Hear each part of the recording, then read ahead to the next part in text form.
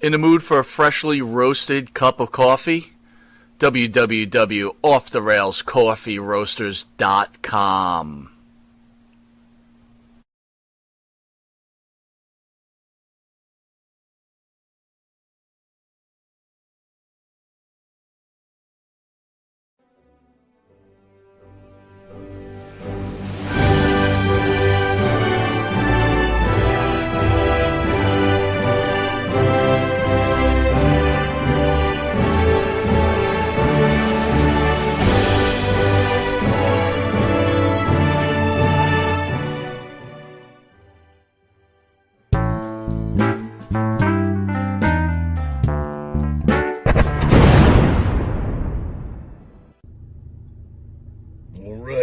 This time I'm making sure it's recording.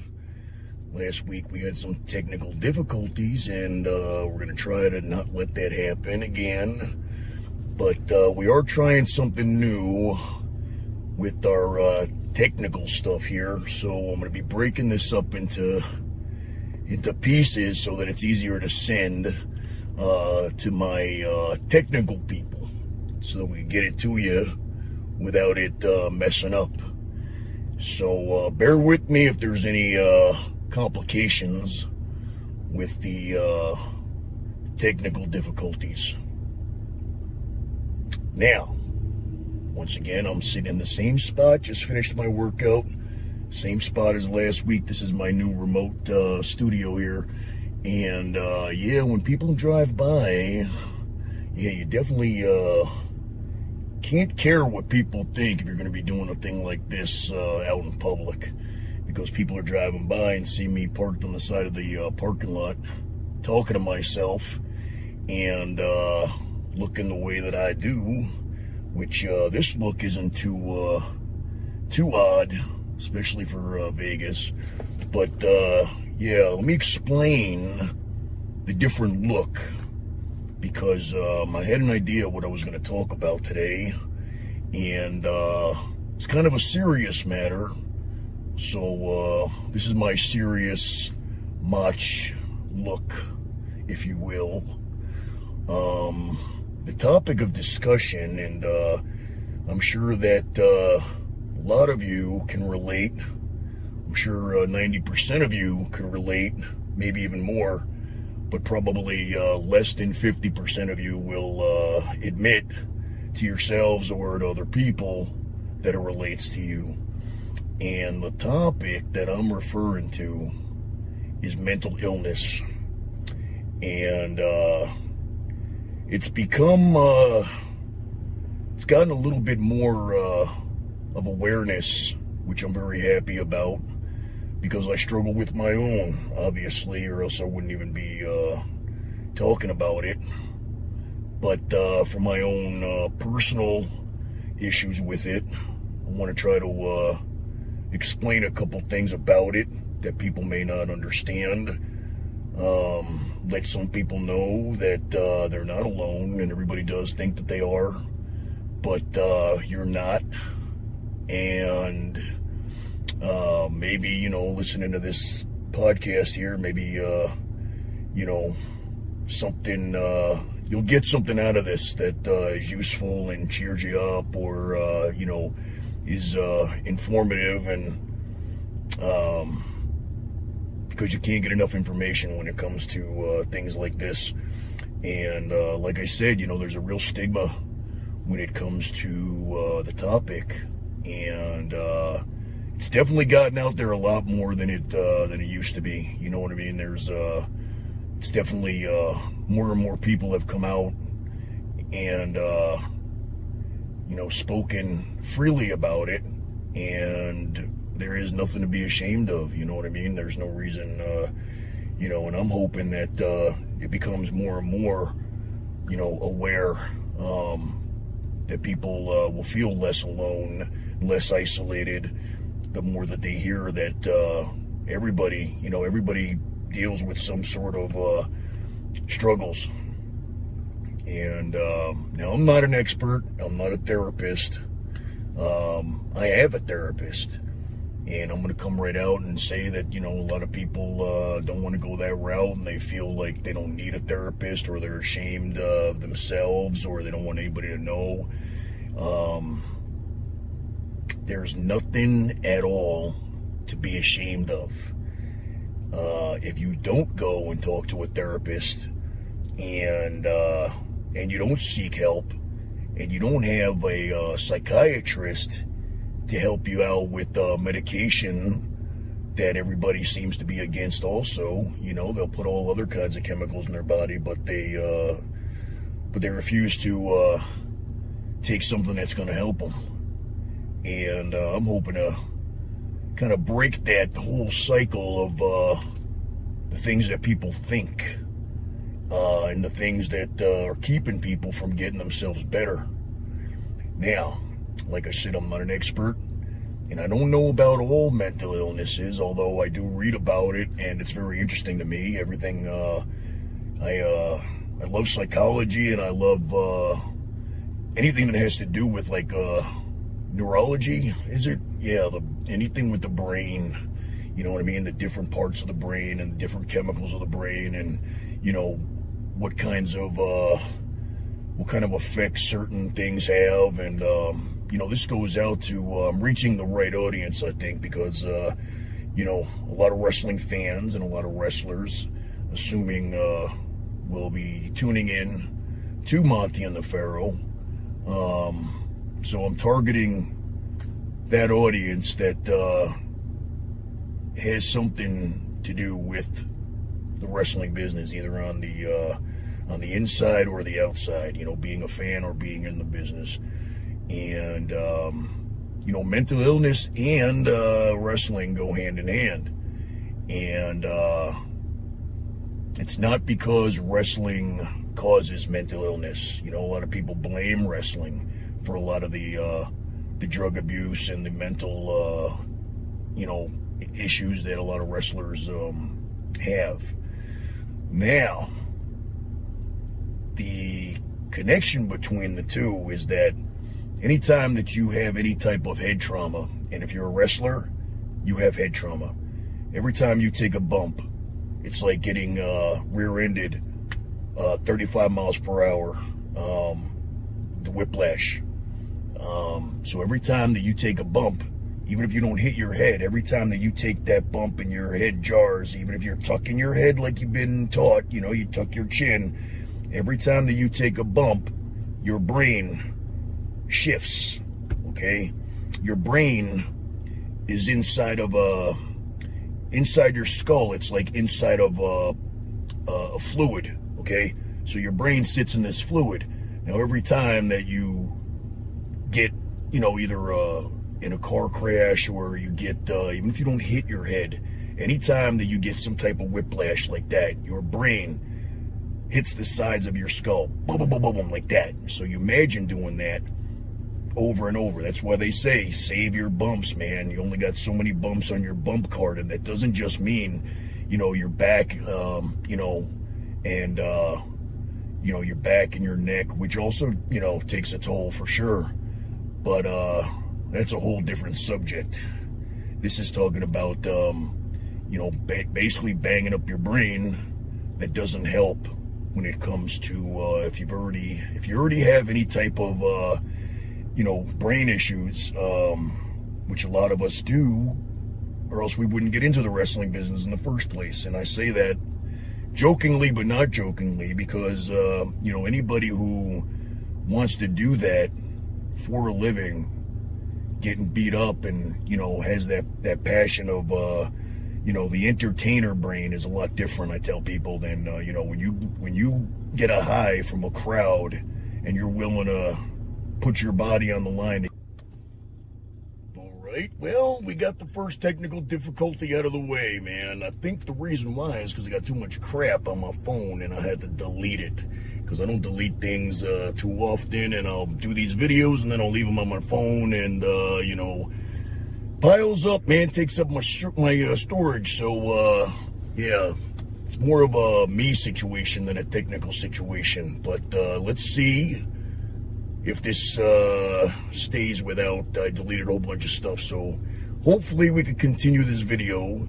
And where we left off was that I was talking about the injuries of wrestling. Yes, the injuries, the brain injuries of wrestling that lead to mental illness. Now, I believe that you have to have some kind of pre-existing mental illness. I don't know, I'm not an expert, but I do believe that getting your head all jarred around and your brain, you know, hitting the walls of your skull definitely don't help.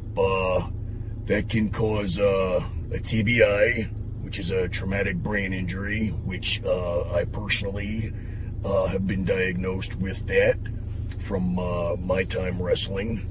And I didn't do much, man. I didn't land on my head a whole bunch. I wasn't doing all kinds of have coronas and, you know, flippity floppity and landing on my head and all.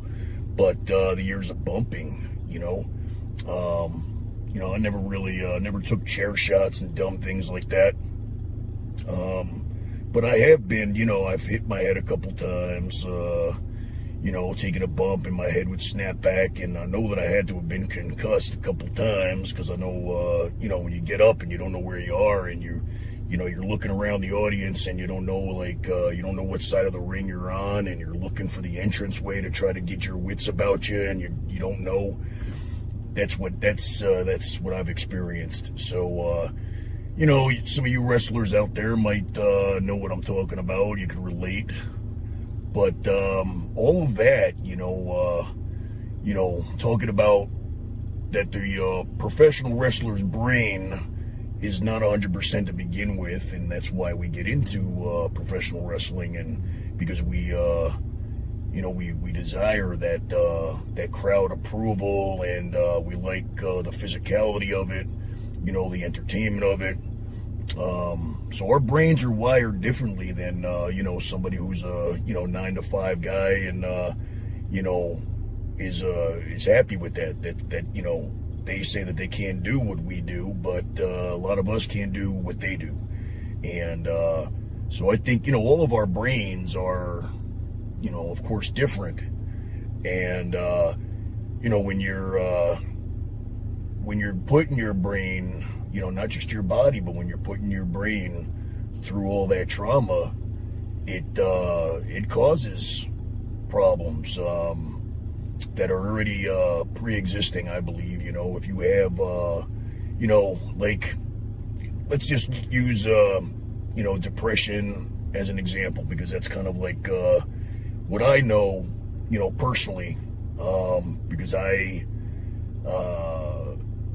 have been diagnosed, this is very hard for me to come out and say, but I'm going to say it because, you know, it might help somebody else that it's hard for them to say. But I've been diagnosed being bipolar, and my moods can change very frequently. And I could be depressed, and then the next day I may not be depressed, and I am on medication to level that out, because if I'm not on medication, my depression will get even deeper, and it's a really tough hole to climb out of.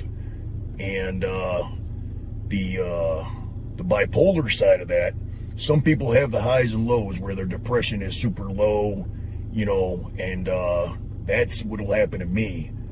But my manic phase, that comes in different forms, and some people get this, like, you know, euphoric, am I saying that right? Yeah. You know, like this high where, you know, overconfident and, you know, feeling like, you know, almost like they're invincible, you know, and I've experienced that before too. And that's a great feeling, but when that, you know, come off of that crash, man, that you know, you crash hard. But unfortunately, my manic episodes are in the form of rage and extreme anger and irritability. That is not just your typical having a bad day type of deal. It's dangerous. It's dangerous. It's dangerous for myself. It's dangerous for other people. You know, it takes absolutely nothing to trigger. You know, if I'm in that state of mind, you know, I could feel like somebody cut me off. I could feel like somebody's, tailgating me. I could think somebody's, it's like your mind is telling you things that aren't, it's telling you that you're being, fucked with, and you're not. And so you react in a way that normally you wouldn't react that way. You know what I mean? If I'm having a good day, you don't even think about it. Somebody looks at you the wrong way, and you go and you get into a fight.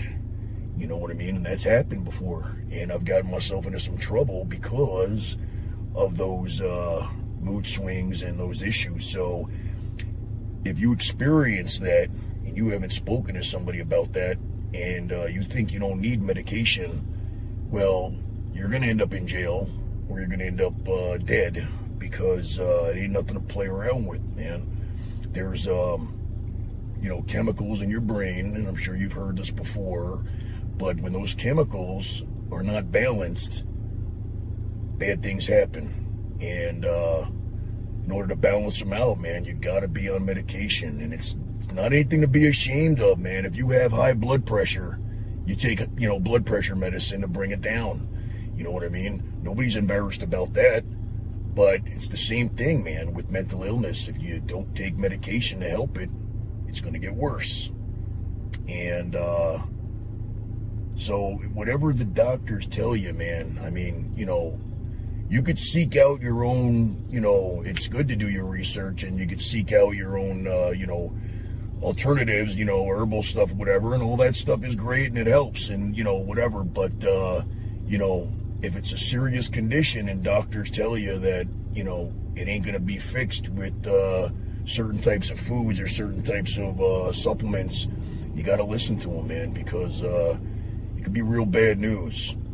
And, there's a lot of other mental illnesses out there that I know nothing really about except for what I read, things that are much worse than bipolar, schizophrenia, and, multiple personality disorder and everything. And I love reading about all these things because it's really interesting how your brain, can make all these things, happen. Just being like, wired the wrong way, man. And, there's ways to rewire things to make them better. And the only one that I could speak of, my own experience, man, is, the bipolar depression and, anxiety that comes along with the depression. Usually not too bad when it's not during a depression episode. And sometimes it's not even there, but at times the anxiety is, hand in hand with the depression. I don't get the anger stuff anymore, and I contribute that to the medicine. You know what I mean? That keeps me from getting, even if I'm having one of my, my not so good days,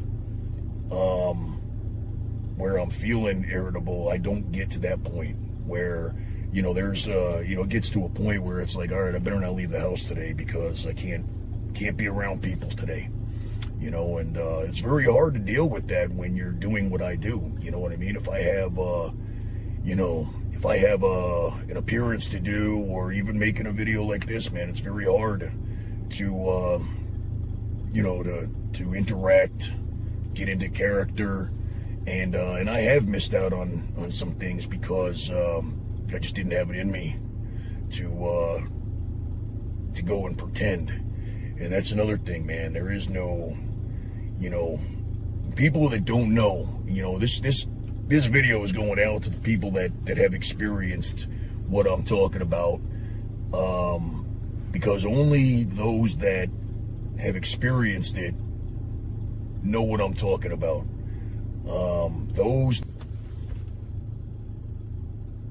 Just waiting, because I tried it already, and it already told me that I had to get rid of some of my stuff again. So I just got rid of a whole bunch of stuff here, and hoping that third time is a charm, and I won't have to go in and delete a whole bunch of things. I probably deleted things that I wish I didn't delete, but I was doing it real quick, and hoping that there won't be any more interruptions. Now, Where was I? I was talking about the people that don't understand, that you can't understand. There's no way for you to understand. It's like, if you weren't diabetic and you're trying to understand what somebody that has diabetes feels like and goes through.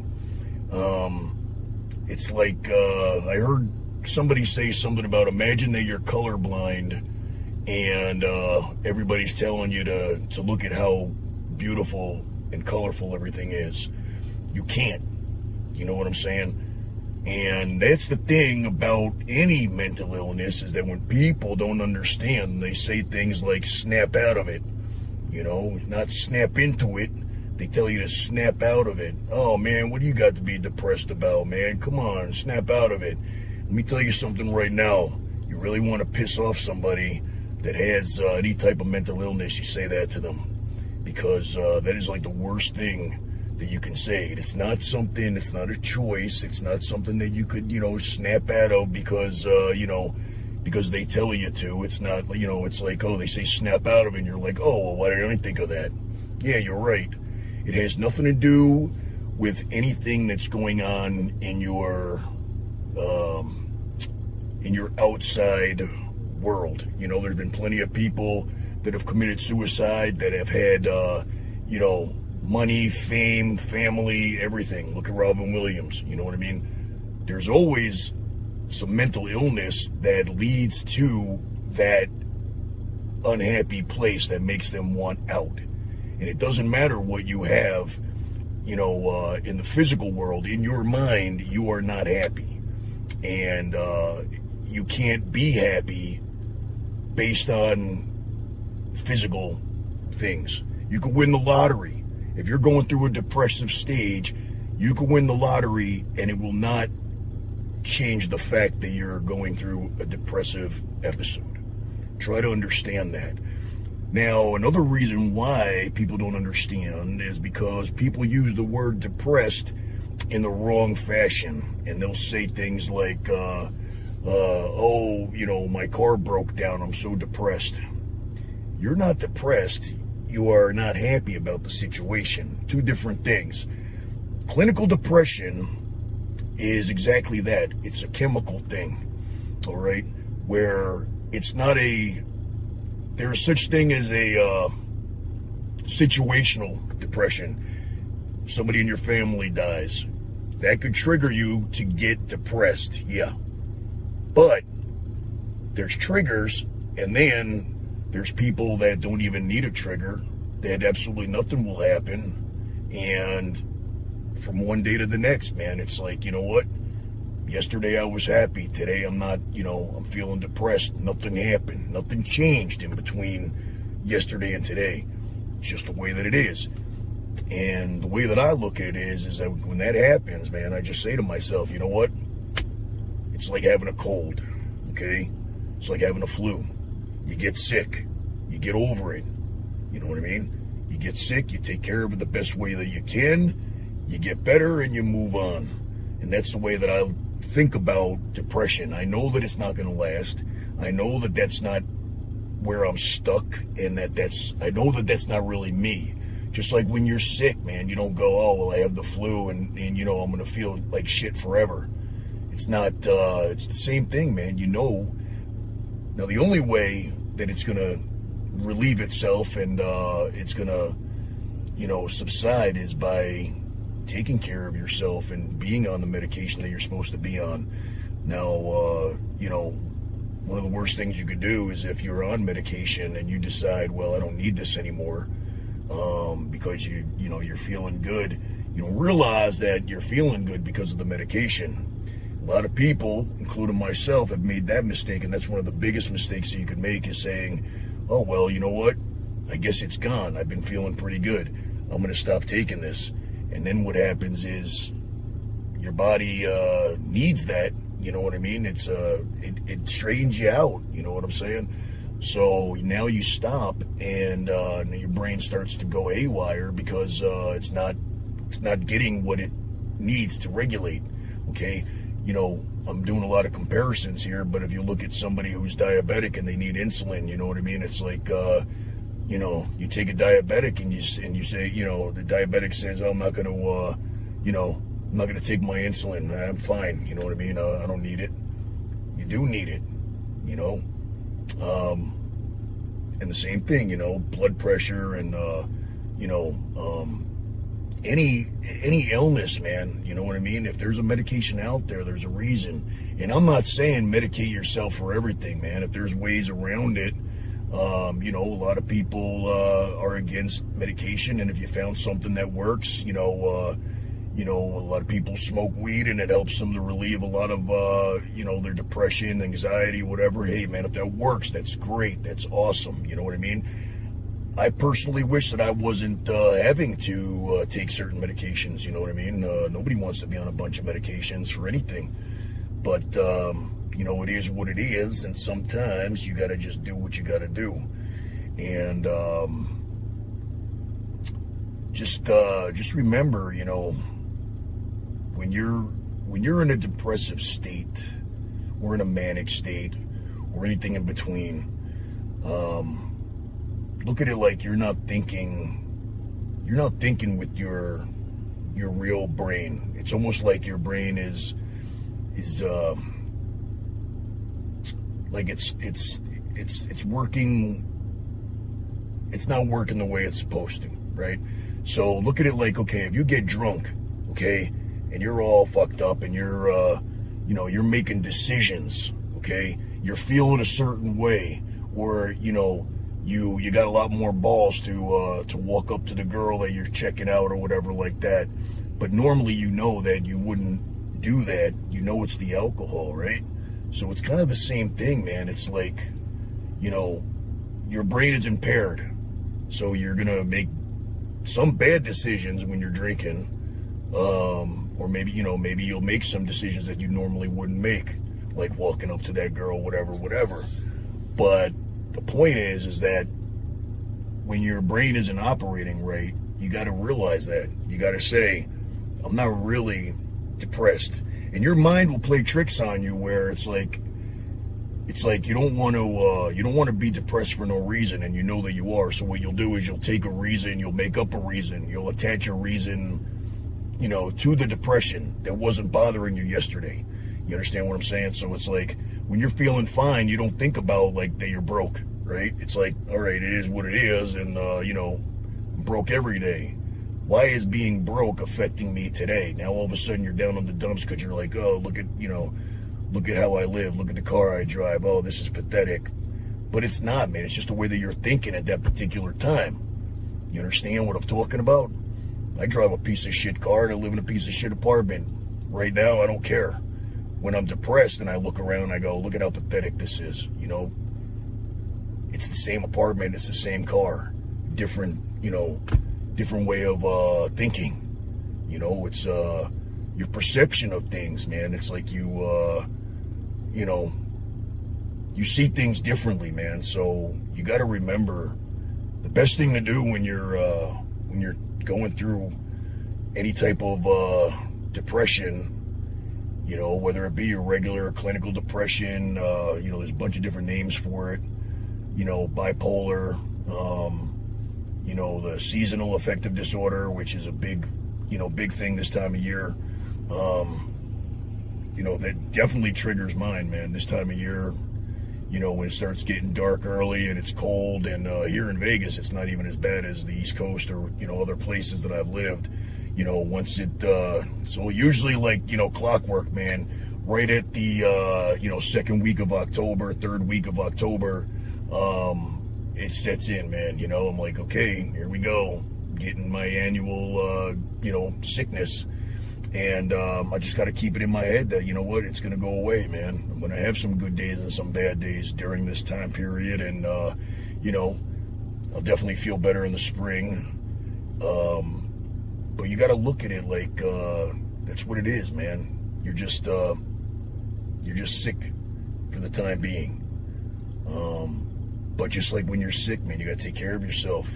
You know, they tell you, oh, you got a cold, take vitamin C and echinacea. Well, you know, If that makes you feel better, then do it. You know what I mean? If whatever makes you feel better, don't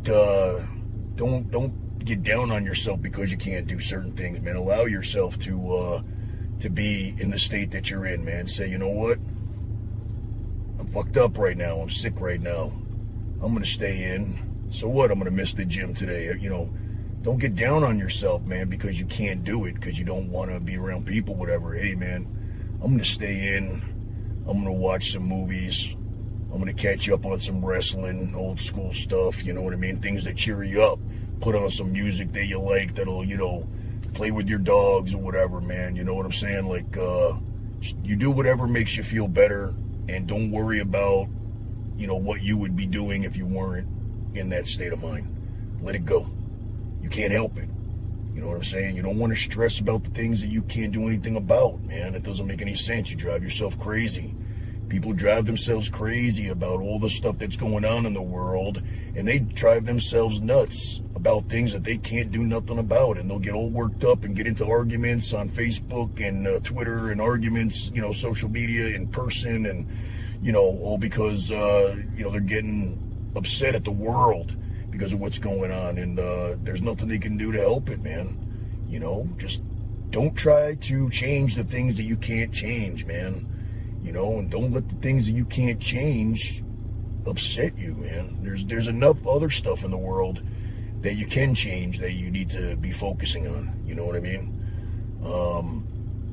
If it is a situational thing, man, you know, if you lose somebody, if something, you know, tragic happens, and you need time to grieve, man, it's okay. You know, don't beat yourself up because you're depressed. Of course you are, you know. But as far as, you know, that feeling alone and feeling isolated and feel like nobody goes through what you go through, you've heard it a million times from a million different people, and nobody's excluded, man. There are celebrities that you're probably big fans of that go through the exact same thing, if not worse. And of course they don't talk about it. You know, some have come out and talked about it, and I like hearing that that there are, you know, people that have a platform that people listen to, you know, famous people that have fans, and they, you know, these celebrities will come out and say, hey, you know what, you know, I suffer from depression, I suffer from, you know, this and that. Not a big deal, man. They're human. They ain't no different than us, man. Probably your favorite wrestler, your favorite music artist, your favorite, you know, football player, whoever, man. You know, there are celebrities, probably more so, man. That's why you hear about so many celebrities that have either committed suicide or accidentally overdosed because, you know, drug abuse and addiction go hand in hand, man. There's very seldom will you see somebody who has an addiction problem that doesn't have a depression problem. And, you know, sometimes they're just trying to escape that feeling, and so they take whatever they think that will help them to not feel that way anymore, and that's what they call, you know, an accidental suicide, man. It's like they're unhappy. They didn't do it on purpose, but they were trying to escape that feeling. And,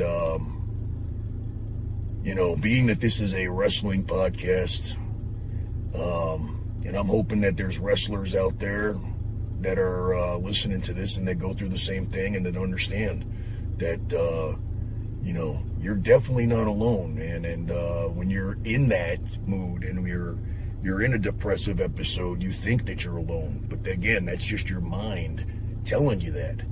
You know, when you're not depressed, think about it and say, I know, you know that you're not alone. You know that there's no way that you could be the only person in the world feeling what you're feeling.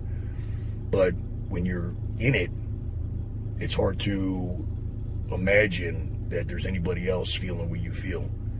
But just know that when you're not feeling that way, you think a lot differently. So, and like I said, man, there's a lot of guys, a lot of girls that have come out, you know, and spoke about this, which I think is a great thing, and I hope they continue to do it. And this was hard for me to come out and admit and talk to, but talk about, but only because, it was there's a stigma so long, you know what I mean? And now that I've been given a platform doing what I do, and Monty and the Pharaoh gave me my own segment, I want to use that not just to entertain people, and people will listen. If you don't have a platform, it's hard to get out and reach people. And, and even if to have a platform, if you're not somebody that, if you're just your regular average Joe, maybe people aren't going to listen to your message. But if I have any fans out there that like what I do, and look forward to seeing my podcast or seeing anything that I do, and they hear this, they might go, hey, man, you know what? Motch is a cool dude. And shit, man, if he's got all these issues, and he could speak about it, then maybe I can too, And that's what I'm hoping, man. You know what I mean? If one person listens to this and goes and gets themselves help or realizes that they're not alone, then mission accomplished.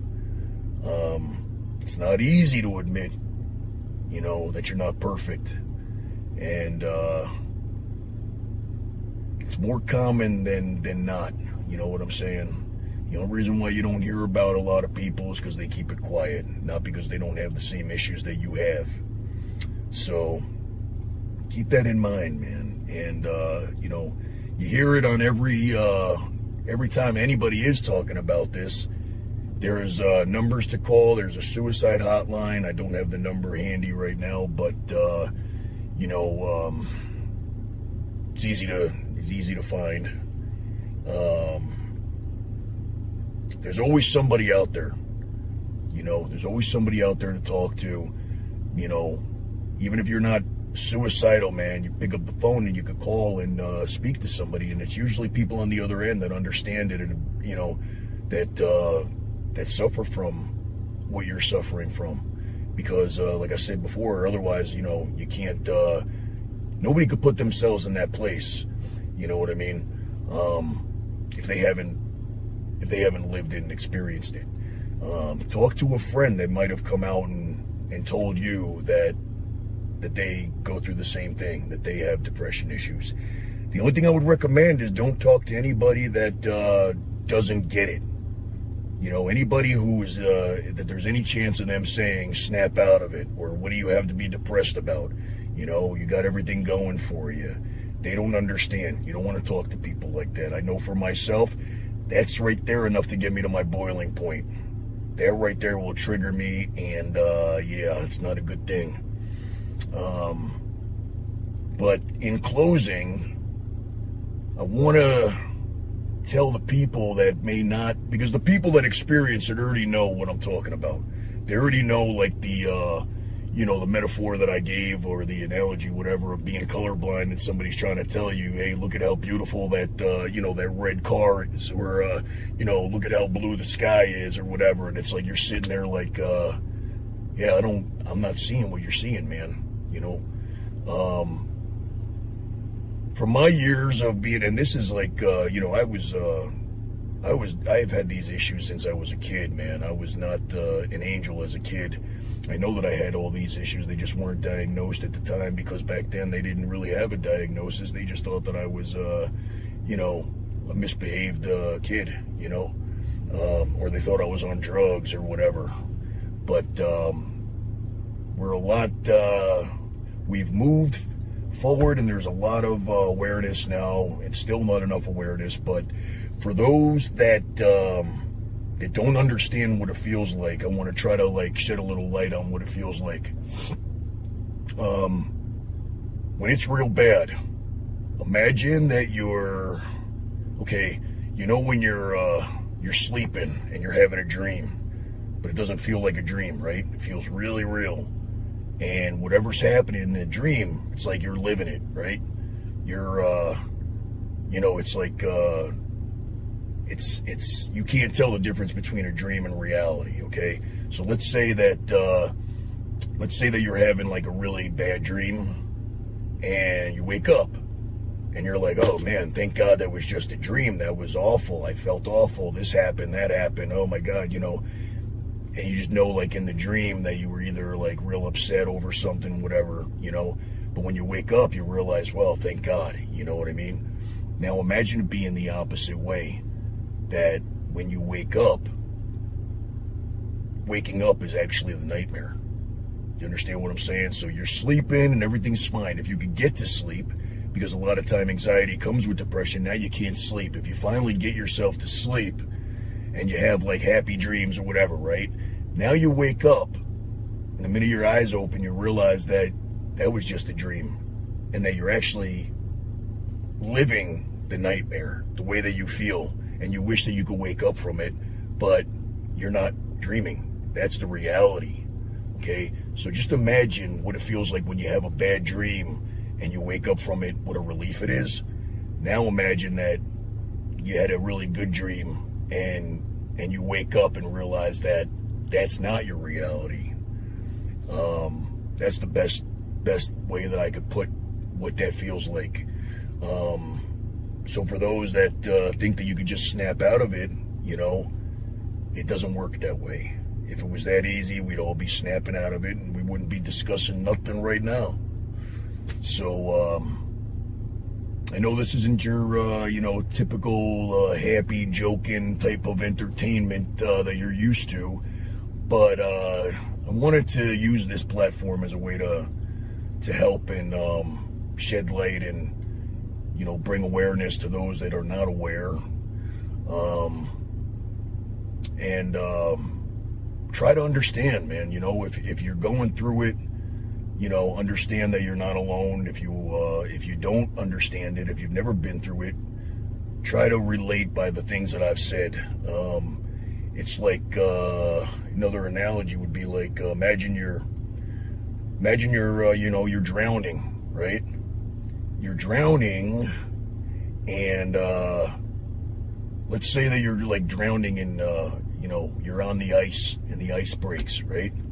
Now you've fallen into the water and you can't find the hole that you fell into, and there's just ice and you're trapped underneath that ice, and you could see the outside and you want to be on that other side, but you're trapped under this ice and you can't get out, and you're banging on it, and you just want to feel the relief of breathing.